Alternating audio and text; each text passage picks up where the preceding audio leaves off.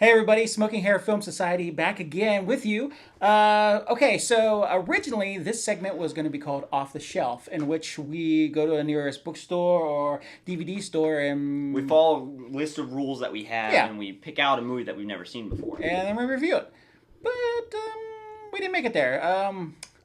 Luckily, they are having a 50% off sale at Barnes & Noble's for the Criterion Collection. So if you don't know about those, most people wait till it's on sale because they're pretty expensive. But okay, so we picked up the movie called El Sur.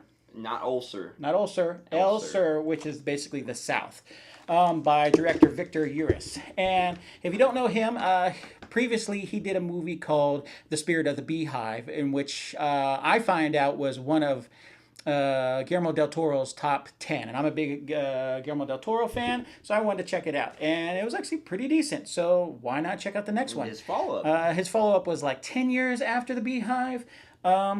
So yeah, We checked it out, and let me just be 100% honest with you about this film. It was fucking boring as shit. it was a little slow and drawn out. Like it's We're in the bookstore because we went to Barnes & Noble to get the Criterion. We're in there, and Paul's like, "Okay, let's see here which films we have here. You know, I want to see this one, and then we find El Sur, and Paul looks at me, and he's like, "Oh, this one is not for you at all. Let's watch it." Yeah, you're gonna completely hate this movie, so let's watch it. Because I pretty had high hopes for it, and Just describe it. Like, what is the film about? Give the description so that everybody can hear how amazingly interesting this film is going to be. okay, so the movie is about a young 11, 12-year-old, because it kind of starts off with her first communion. And what it is about, it's about her relationship with her father. Yeah, As they it doesn't drift, start off well. What it is she has this big fantasy about her father, and not like a weird fantasy. It's just like, he's bigger than what he is to her. Like he's a healer. He throws out his spiritual energy, and that's how he heals people. So you can take it from there. And he just has nothing to do with the plot. Like 30 minutes into the film, though. So she's just in awe of him, and he can do no wrong.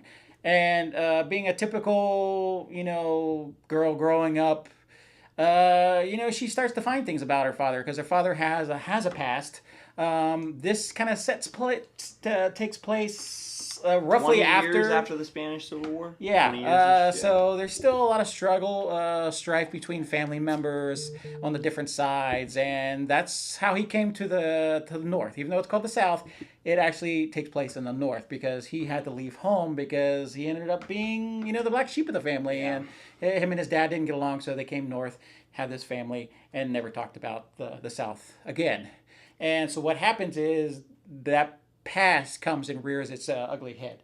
And then she starts growing up and, distancing herself from her father. Yeah. Her father, she starts finding out things about her father and possibly having Like a second family, maybe. well, It yeah. doesn't make it clear on that end, but possibly you find out that her father is obsessed with a woman who he has pictures of. Yeah, like a failed movie actress. Yeah. And what had happened is it kind of leans towards the fact that maybe they had this relationship in the past before the war started, and she's been finding these little things like a piece of paper with a picture of her face where on the and her plot name, starts leading. and that's and what, like an hour in, Yeah, that's when she finds it. So, as you could probably tell, the movie is not the most interesting film on the market at all. It was shot in '83. And it's set during the 50s? Yeah, it's set during the 50s. So the big main thing about this film is it is not finished. No. Now I know it sounds kind of intriguing. It's really not though, because the director they lost funding. Basically, the original production company that was producing the film lost funding, so he only filmed the original script 400 pages long. We maybe got to see about 100 pages. Yeah, it stops right in the middle. The director will movie. tell you, "Oh, it's fine." Yeah, he was like, "It's fine. It's a work of art. Move on." Is it a work of art? Yes. Is it fine? No. No. It's just the coloring of it. Yes. So in the pre-production, to get their inspiration, because I guess back in those times, it's only like black and white advertising, black and white For TV. Spain, yeah. So they went to the masters, the painters. So they took influence from Italian paintings, architecture, and stuff like that. And you can really tell when some of the cinematography and the coloring, it's almost like it's straight out of a painting. There's scenes where it's almost like the girl. So the girl does a narration throughout the movie, and it's almost like the girl is remembering these little dreamlike memories. And it's very, like, even how they did it, it's like a beam of light coming in through the window, and it's lighting just a little section of the room. So it's like a vague memory. And it's very beautiful, and it's very... It's very fantasy-like. Just by looking at the cover art, you can tell it's very... It's very dark. And this very well, I think, sets up the whole film. Yeah, it's very dark and sullen. And they actually did that on purpose. Because, so the first half was supposed to be dark, dramatic. You can really feel the tension and the mood. And then the second half, when she goes south to really dive into her father's past, was supposed to be light and sunny. And we'll never know what it looks like. And we'll never know what it was because it's never finished. And a lot of critics say it stands up to the first half stands up by itself. And I disagree.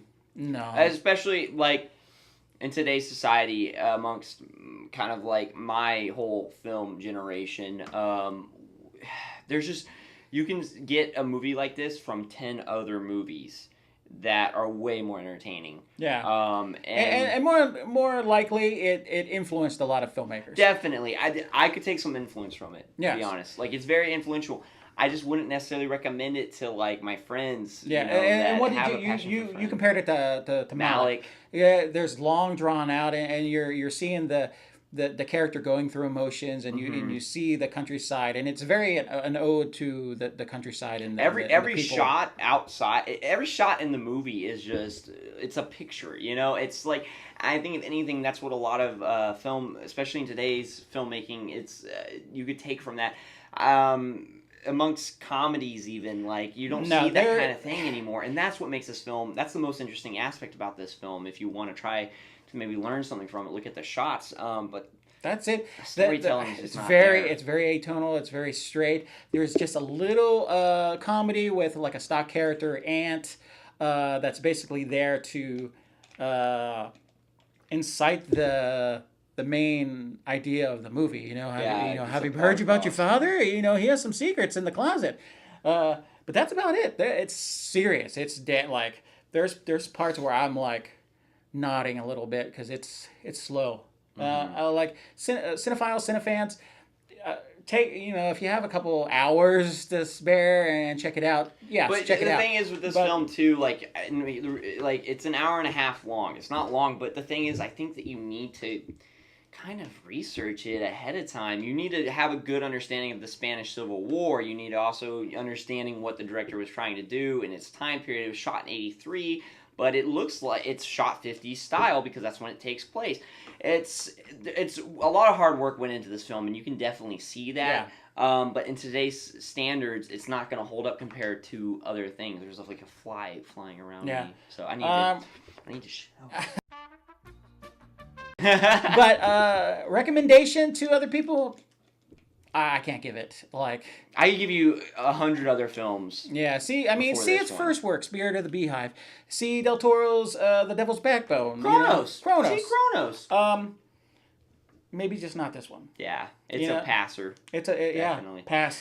We're sorry. We want to apologize in advance for such a boring review. Yeah, like it's the first segment of this type of thing, but I'm gonna next off the shelves that we do. That'll be one of we'll go through the list of things that like the movie requirements will be, and on top of that too, we'll do something like action or something that will really be like, whoa, explosive. Yeah, like this one is just, it's a sleeper, and it's not a sleeper in like it's a sleeper. It just like I'll definitely do like a Criterion corner uh-huh. with these probably by myself because I know a lot of them he'll probably do blue is the warmest color. Blue is the warmest Listen, color. not just because there's lesbians and lesbian sex in it. It's a good movie. No like Nymphomaniac or that is a great movie too.